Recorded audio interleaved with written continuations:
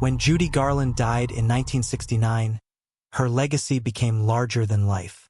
The home she once owned in Los Angeles, a Spanish-style residence tucked away in the Hollywood Hills, passed through several hands in the decades that followed. To many, it was just another glamorous piece of Hollywood real estate.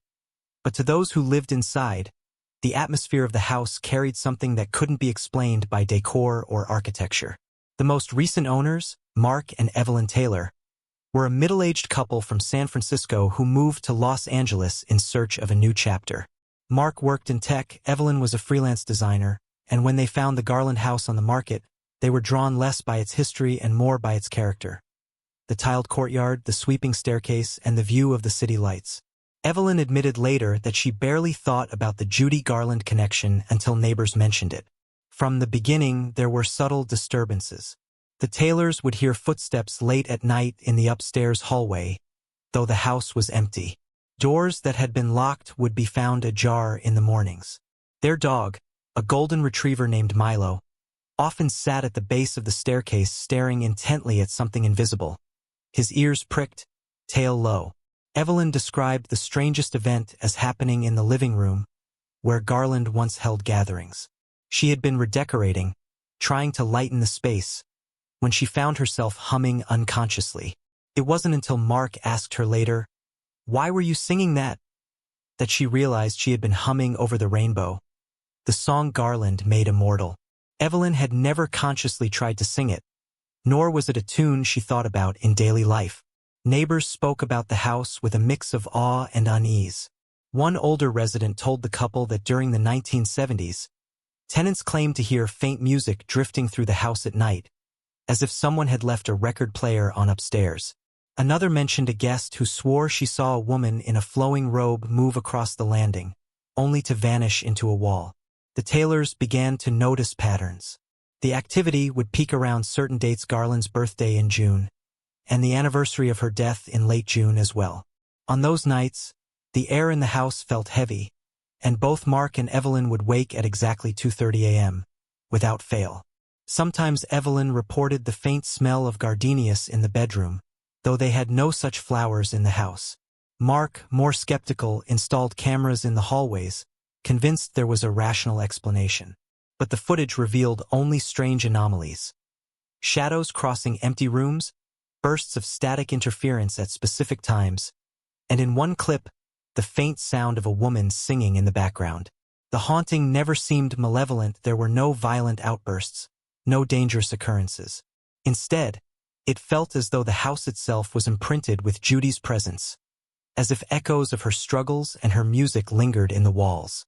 Evelyn sometimes said she felt sympathy rather than fear, describing the atmosphere as lonely, like someone waiting to be remembered. The Taylors still live there, but they've grown accustomed to the disturbances. Evelyn leaves a single candle burning on Garland's birthday each year, and she swears the house is calmer when she does. Mark remains unconvinced, but even he admits, there are nights when it feels like she never left.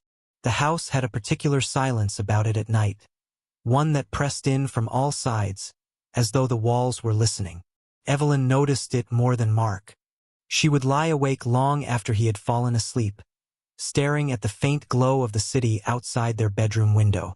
The silence wasn't empty, it was charged, the kind of silence that made her skin crawl as if someone stood just beyond the doorway, waiting. It began in small ways. A light in the upstairs hallway would flicker without reason, the dim sconces along the staircase casting shadows that seemed to bend in unnatural ways. Evelyn dismissed it as old wiring until she noticed that the flickering always occurred when she was alone, never when Mark was present.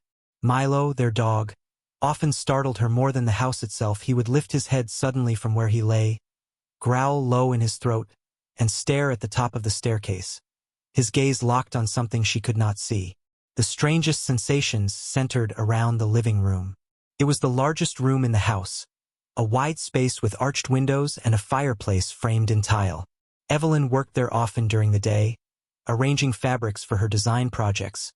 But even in the afternoon sunlight, she sometimes felt uneasy, as though the air carried a thickness, like the weight of smoke after a fire.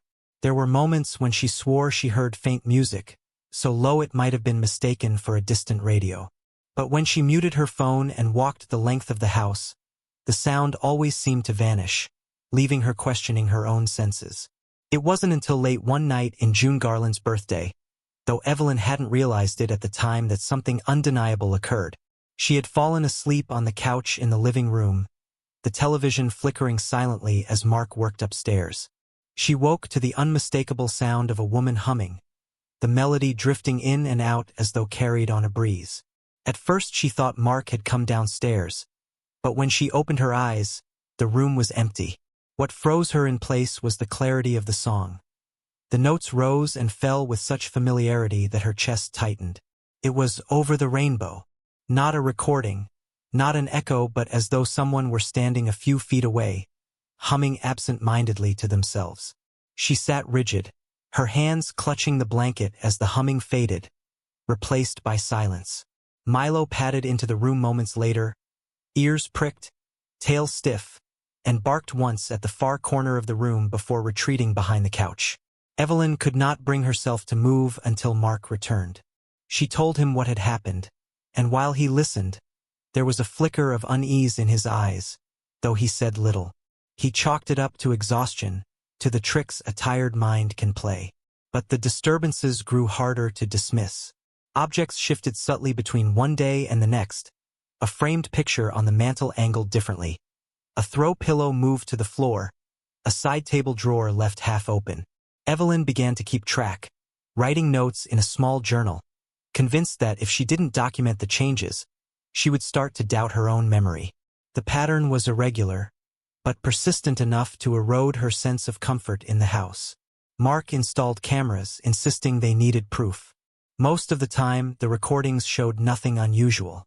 But one evening, as they reviewed footage of the upstairs hallway, they noticed something that unsettled them both. At 2:30 a.m., the time Evelyn often woke without reason, the hallway camera flickered with static, and for a split second, the figure of a woman appeared at the top of the staircase. The image was blurred, but her outline was unmistakable. Small framed, shoulders slightly hunched, as though carrying invisible weight. She did not move. She only stood there, her face indistinguishable, and then the screen cleared. Evelyn gasped when she saw it. Mark tried to explain it away: compression errors, a glitch in the digital feed, but even his voice wavered as he spoke. After that, the atmosphere in the house shifted. The disturbances weren't constant, but they were charged, as if the house had become aware that it was being observed. Evelyn would wake to the faint smell of perfume, sweet, floral, unmistakably old-fashioned, lingering in the bedroom. On some mornings, she swore she heard faint footsteps descending the staircase, though the house was still. The neighbors, too, fed into her unease. An elderly woman who had lived in the neighborhood since the 1960s told Evelyn quietly one afternoon, "You know, people always said Judy's spirit never really left that house. She was happy there, but she carried sadness like a shadow. I'm not surprised you feel it." That night, Evelyn found herself lighting a candle on the mantel without fully knowing why. The flame burned steady, casting tall shadows on the walls. She whispered into the silence, a soft reassurance to the presence she felt but could not see. "We remember you." The house seemed to settle. For the first time in weeks, Evelyn slept soundly. But the next morning, Mark told her he had woken at 2:30 once again, hearing someone pacing just outside their bedroom door. Don't forget to subscribe and like if you liked this story. The following weeks unfolded with a strange rhythm, as though the house itself had moods. Some nights were calm, the silence unbroken, the shadows still. But on others, the Taylors felt a restless energy that filled every corner, a vibration in the air that made even simple routines feel heavy. Evelyn, once eager to spend her afternoons sketching fabrics in the living room, began moving her work upstairs. She said the downstairs felt occupied in a way that unsettled her, like a room being used by someone unseen. The staircase became a focal point. It was elegant, sweeping up in a curve with iron banisters and a tiled landing. Yet it gave Evelyn chills whenever she lingered near it. She avoided pausing at the bottom at night, for she often had the feeling that someone was standing at the top, just out of view. Milo confirmed her fears more than once. He stopped halfway down, hackles raised, staring up with a low growl. When Evelyn called him, he refused to move forward, whining until she came to fetch him. Mark, determined not to succumb to fear, tried to treat the house logically. He arranged for electricians to inspect the wiring, convinced the flickering lights had mundane causes. The report came back clean. He then replaced the hallway bulbs with new ones. Still, the flickering persisted, always in the same place, near the top landing of the staircase. One night, unable to sleep, Evelyn wandered quietly downstairs to get a glass of water. The house was hushed, save for the faint hum of the refrigerator.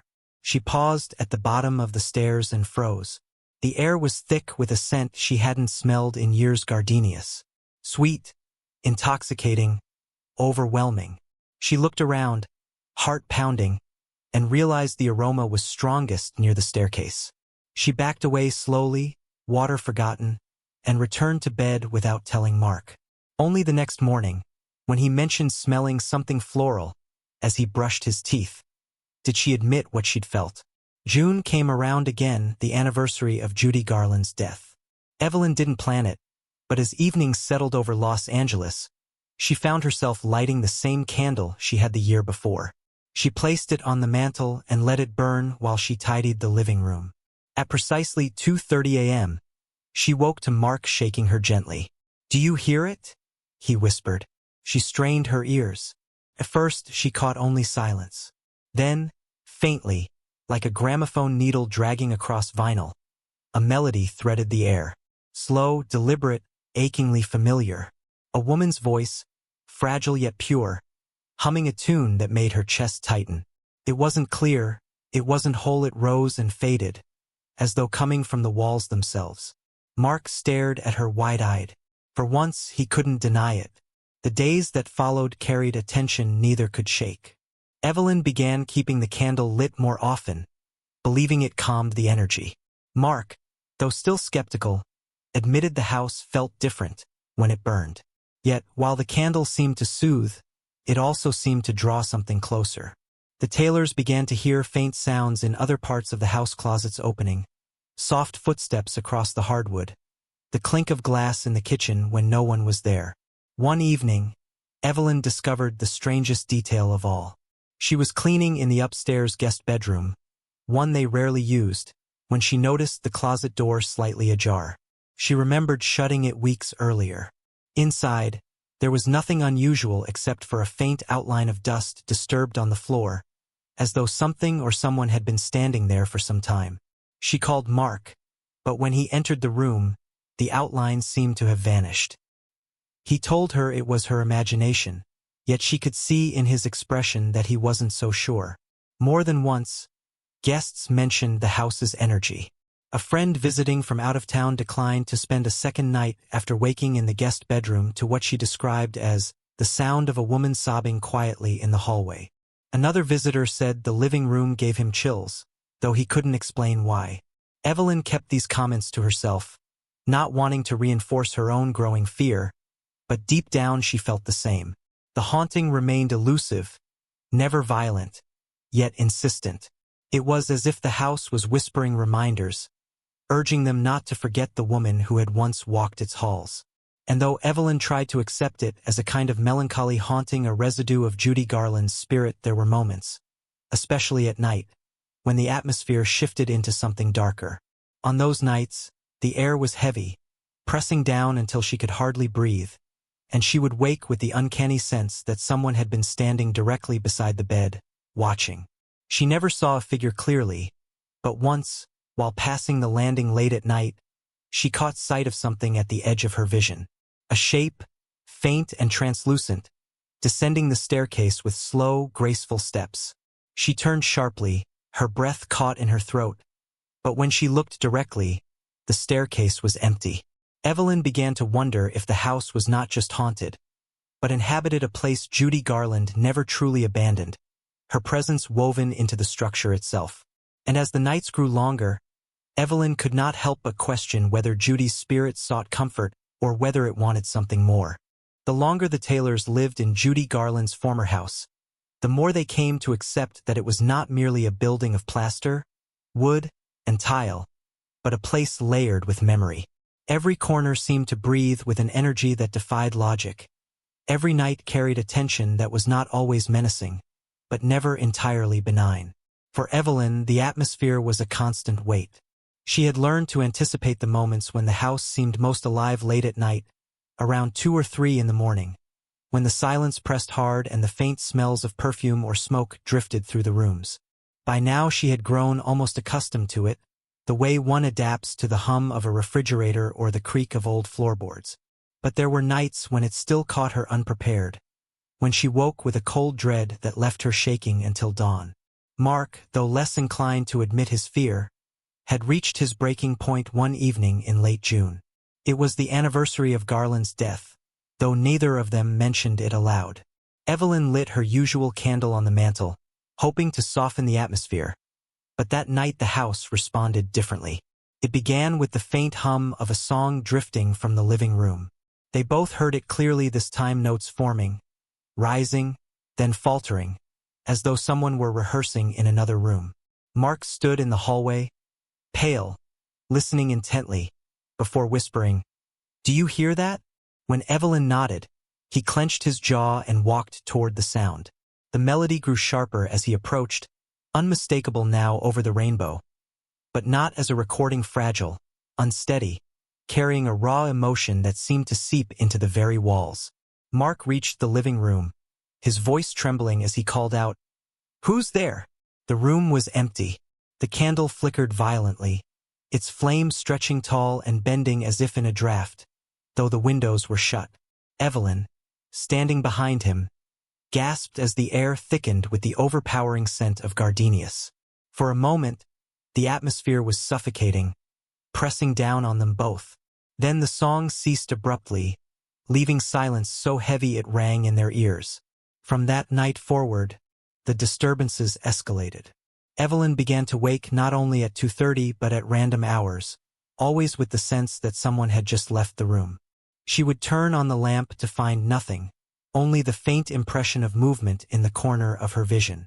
Mark admitted he felt watched whenever he used the staircase, as if eyes followed him from above. He stopped walking through the house in the dark altogether. The breaking point came in the guest bedroom. Evelyn had gone in to fetch a blanket when she noticed the closet door ajar again.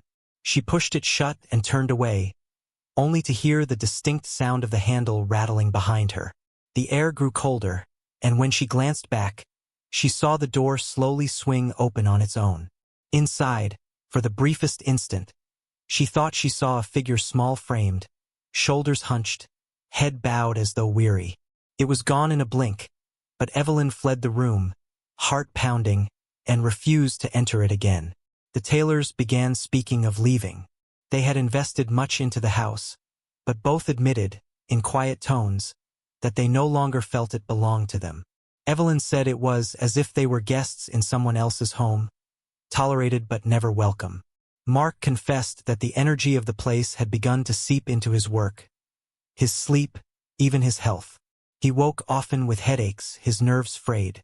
They sold the house quietly, not wanting to draw attention to their reasons. A younger couple bought it, charmed by its Hollywood history and the prestige of owning Judy Garland's former residence. The Taylors did not share the details of their experiences. They spoke only of old house quirks and left it at that. On their last night, Evelyn walked the room slowly, touching the walls as though saying goodbye. She lit one final candle on the mantel and whispered again, "We remember you." The house was silent. For the first time in months, she felt a calmness, almost a release, as though the house acknowledged their departure. When they left the next morning, the house stood serene in the bright Los Angeles sun, its white walls glowing against the hillside, its windows reflecting nothing unusual. Yet Evelyn could not shake the feeling that inside, the presence remained, that Judy Garland's spirit still lingered within, forever pacing the staircase, forever humming her song into the silence of the night. The Taylors never spoke of the haunting again, but in private moments, Evelyn admitted to friends that she sometimes still smelled gardenias, even in their new home, far from the hills of Hollywood. And for those who later lived within those walls, the whispers of music and the flicker of unseen footsteps continued, subtle reminders that the house once belonged to someone whose presence could never truly fade. Don't forget to subscribe and like if you liked this story.